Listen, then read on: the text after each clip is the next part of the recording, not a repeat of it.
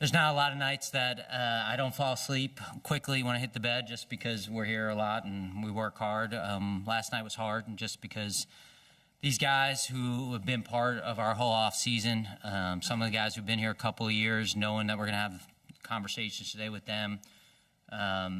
Today's always a tough day, and it doesn't get any easier. And a lot of good people that we let go today, and a lot of hard conversations. And we were just talking about we got to snap out of it and kind of get back to work. But part of what we're trying to build here is caring about the people that are on our team and in our building. And so when you have days like this, it kind of gets emotional. So just wish all those guys well and thank them for everything they did, and hopefully we can get some of them back. How did the trade come down with CJ? And I guess for either of you, how do you project his role in this defense?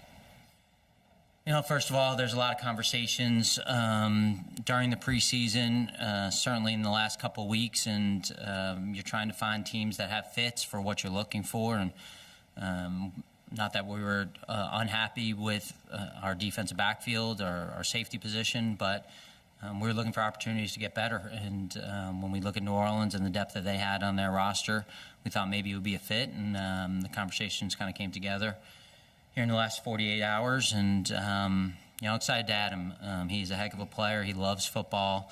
Obviously, he went to the right college, we'll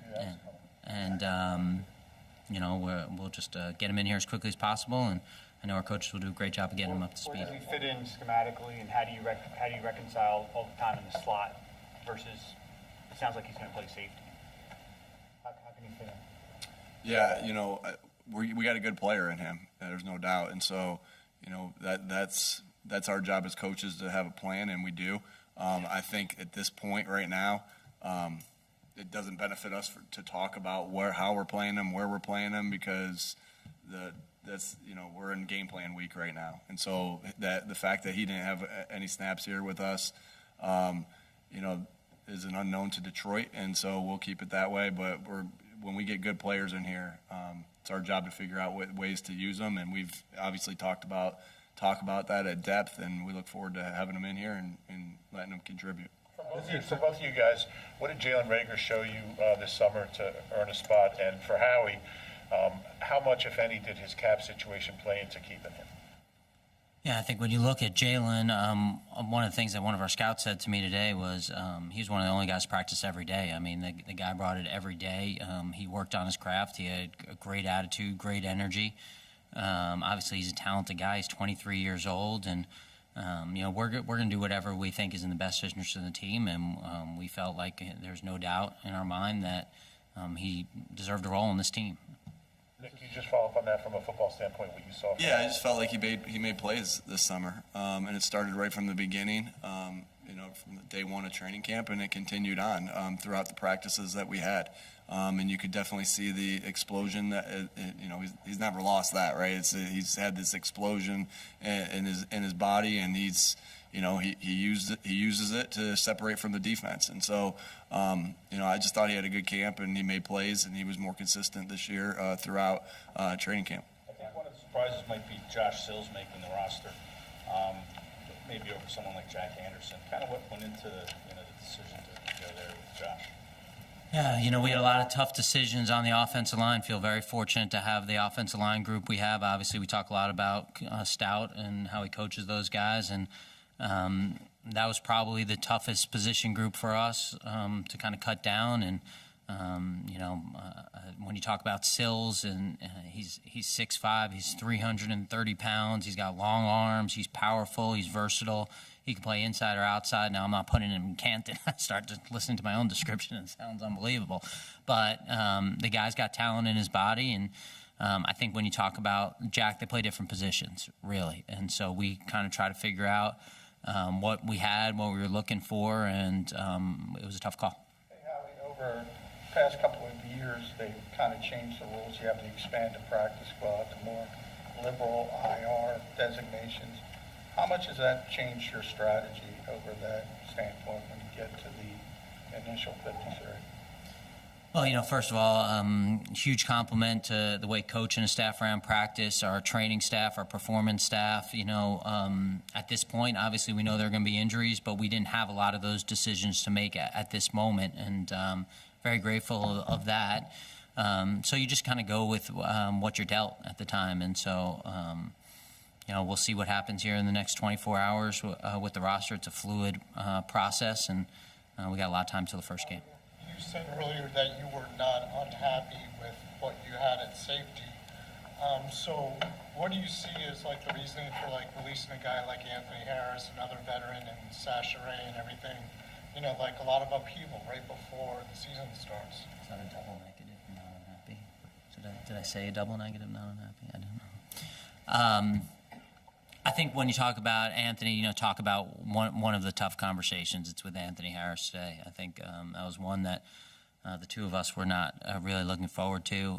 But what a pro he is, and like everything he does, he handles everything gracefully. And we felt like since there was a possibility that his role had changed from when we had signed him, that because we were looking at options, he also deserved to kind of look at options himself. And obviously, you don't want to close any doors on anyone or anything right now at this time.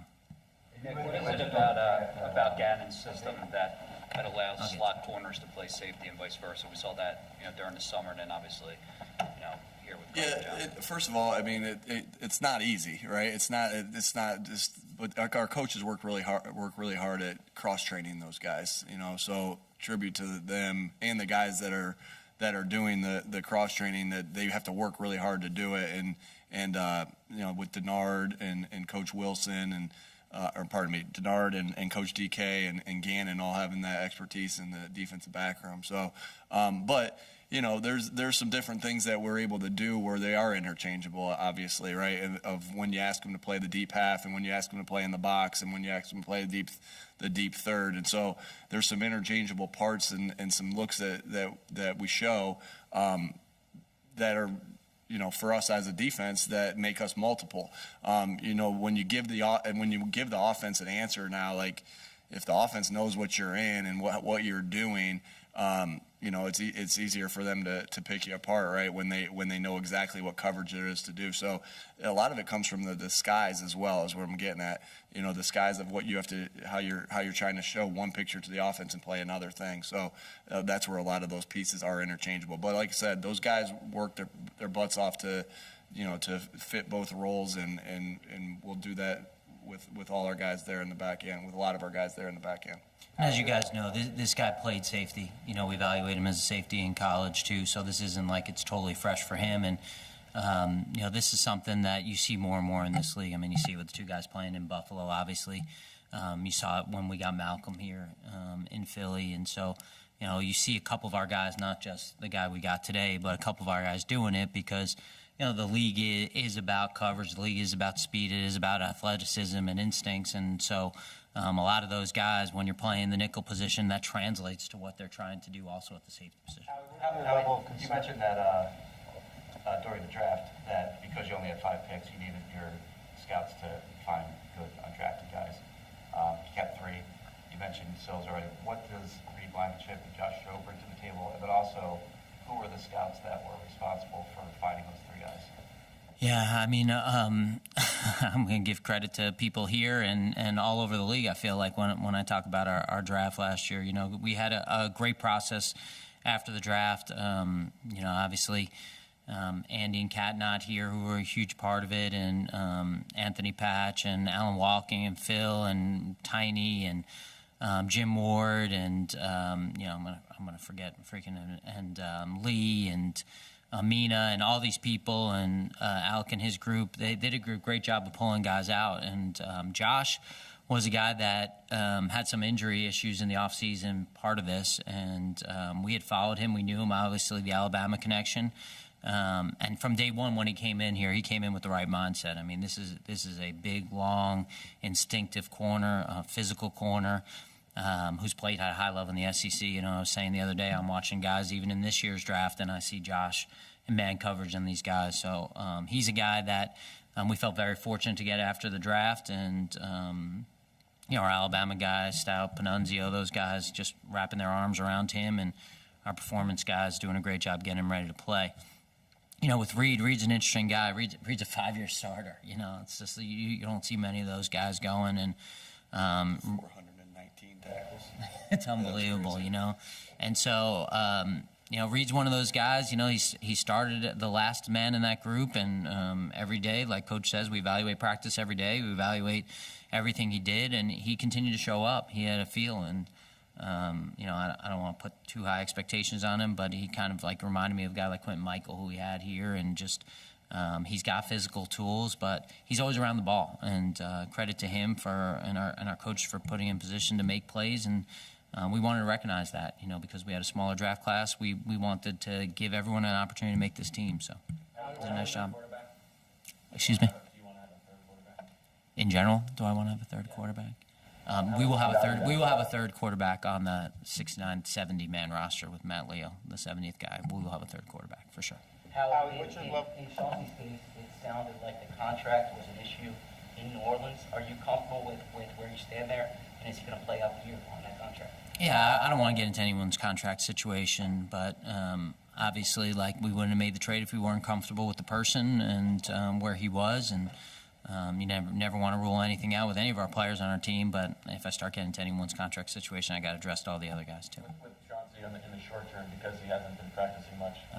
This is like your dinner date. You guys in cahoots. Because he hasn't been practicing too much.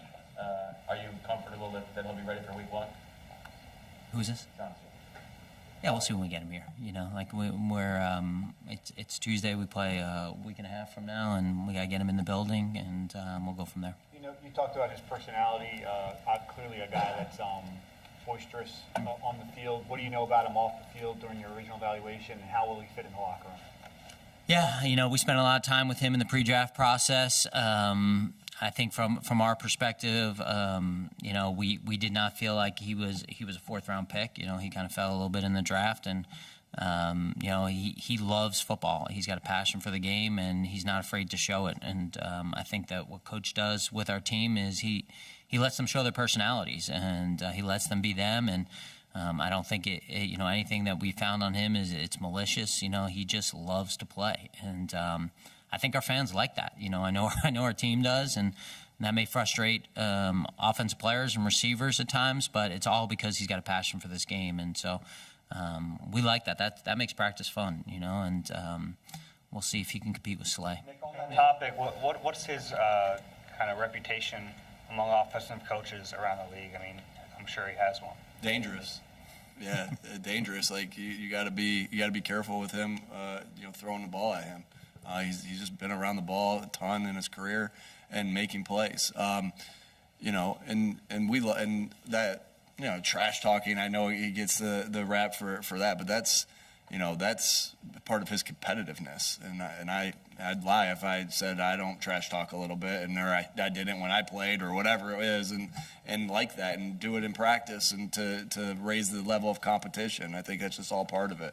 The guys trash talk all the time in here, shooting baskets out in the field. So, but the first thing that comes to my mind is dangerous, right? And I think he's one of these guys too that when you have him on your team, I think it's really you might not like playing against him, but you're really glad he's on your team. Hey, Howie, this is your second significant trade with the Saints now. What is it about the relationship with Mickey Loomis that helps facilitate a lot of these deals to happen?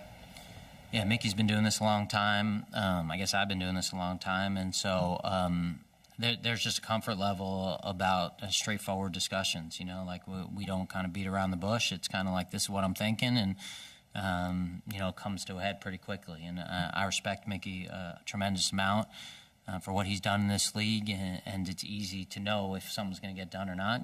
Same thing. If something's not going to get done, he's not going to play around. He's going to say, hey, we're not going to do something there. So I think that makes it easier, especially this time of year where you don't want to waste a lot of time on things. And I know he's going to do whatever's best for the New Orleans Saints. That's how he always rolls, and hopefully we're going to do whatever's best for the Philadelphia Eagles. Howie, 2 years ago, your wide receiver core was Travis Fulgham, Deshaun, Alshon, Jalen, Greg Ward. Not to be negative about any of those guys, but can you just talk about how you know, you got from there to here, and how important it was to kind of reshape, you know, for Jalen and for the offense and for the team to reshape that room. I tell my kids when they say no offense before saying something, something offensive is about to come out of their mouth. So that's kind of like. You said it, I didn't. I was thinking about my line. What remind me what you're saying? How you got from there to here, and how important it was for Jalen to reshape the room. Yeah, I think obviously a lot of resources used at that position, and I feel like you know it was necessary to make sure that we gave Jalen an opportunity to play with guys around him. Felt really good about where our offensive line has been really over all my whole tenure here, and except for injuries in some years, and just as the opportunities arose, really, like it just made sense to add those guys. Whether you're talking about Devontae or Quez and how he stepped up, and obviously AJ, and then Zach here in the off season, and we're just looking for opportunities to improve the team. That's all we're trying to do, and it just so happened to work out that the best guys and the opportunities that we had happened to be at that position, and feel good about the character of those guys, feel good about the level of play that those guys can bring to our team, and they complement each other really well, which I think is important. We talk about it all the time, like they're different shapes and sizes, and they do different things really well, and so we got to go out and play. Obviously, we haven't won a game, and so we got to get back here and get to work. And I already see my guy over here in mid-season mode. He was yelling at me because he said I was 20 minutes late to the press conference. So, as a follow-up to that, if you think about getting off the plane from Tampa, if this was the roster that you knew you would have going into the season, what would you have thought? You guys want to hear the best story about getting off the plane in Tampa? Can I tell the story? My favorite story. Where we get off the plane and it's like the windows. When you get in your car and the windows are frozen, and the defroster comes on, and most normal people like wait to the defroster, and I just like go like this and just drive like this, and just as it goes. And so Nick calls me, and you know where I'm going with this. And he calls me and he goes, "Where are you?" And I go, "I'm like 5 minutes from my house." And he goes, how'd you do that? And I was like, I almost got in 5 accidents, but I wanted to get home. Where are you? And he's like, I just pulled out of the parking lot, like took a minute for my defroster. And he goes, hey, wait a second. And he goes, Zach. And I go, what's going on? He goes, let me call you back. And I go, and he calls me back like half hour later. I was like, what's that all about? He goes, Zach McPherson's car broke down, and I stayed with him till the tow truck came. And I go, you stayed with Zach McPherson for 30 minutes after we just lost to the Bucs? I said, no offense, Boo. I said, Dom would have done Dom would have done that. And he goes, that's my guy. I got to take care of him. So when you... Dom was there, too. I know. Dom's always there. Appreciate you, too, Dom. But, when I think about that, that's what I felt like. I was like, we may have something here, with our culture. And now I got to go do my job. And I got to make sure that we get better. And we had a long list of things that we wanted to get better on. We still have things that we want to get better on. And... feel better about where we are, but again, like we haven't won a game. A lot of things are going to happen. It's a long season, and we got to work harder than everyone. And I think that's got to start here tomorrow. And obviously, it started in training camp. We have different fundamentals when it comes to scraping our cars. Apparently, he scrapes a little part and then drives home like this. I wait and I don't get out at all. I wait till it's all melted. I put it on high, all melted, and then I go through. That's Jamestown, New York, and We asked you at the beginning of camp what your expectations were for the season with this roster, with the talent on this roster. Bob's always cutting them off. We can answer 2 more. Oh, okay. What'd you say? How much more creative and how much more do you think you'll be able to do with this roster compared to last year? I've said this before, right? And it's just, I wouldn't say more creative, more anything. I just know that the better the player is, the better we look at as coaches, and that's the secret to coaching. You want to be a good coach, get better players. That's the secret. But we put our work in, and our job is to put the players in. So there's no doubt we have some great players on this roster, but now it's our job to put them in position to succeed. And so, that looks different each week. Sometimes that looks creative. Sometimes that looks like, with a bunch of different motions and shifts and fancy bells and whistles. And sometimes it's like, hey, just line up in 2 by 2 and go to work. And so, So again, it's our job as coaches to put them in the best positions to succeed at what they do best. But I'm sure glad that we got some of these guys on this football team that we're able to work with, and look forward to working with them. Howie, we asked you at the beginning of camp what your expectations were for the season. You said we had to get through camp first. Now that we're through camp, you're mostly healthy. You've made these trades. How do you feel? What are your expectations? Do you think I'm answering that question in any way, shape, or form? Like, how long have you known me? You know? We have a good week and a half of practice, and we're gonna have a challenge with a Detroit team that is going to be fired up in Detroit. And we'll just kind of take it week by week here. You know, a lot of things are going to happen this season. Will be ups and downs. I'm sure you guys will chronicle the ups and downs for it. And I'm excited to go on this journey with this group. But you know, we got a lot of work to do to prepare for that. So. Can we end now? Anybody else got one? Oh, we're sarcastic now. We're sarcastic now. We were done. Okay.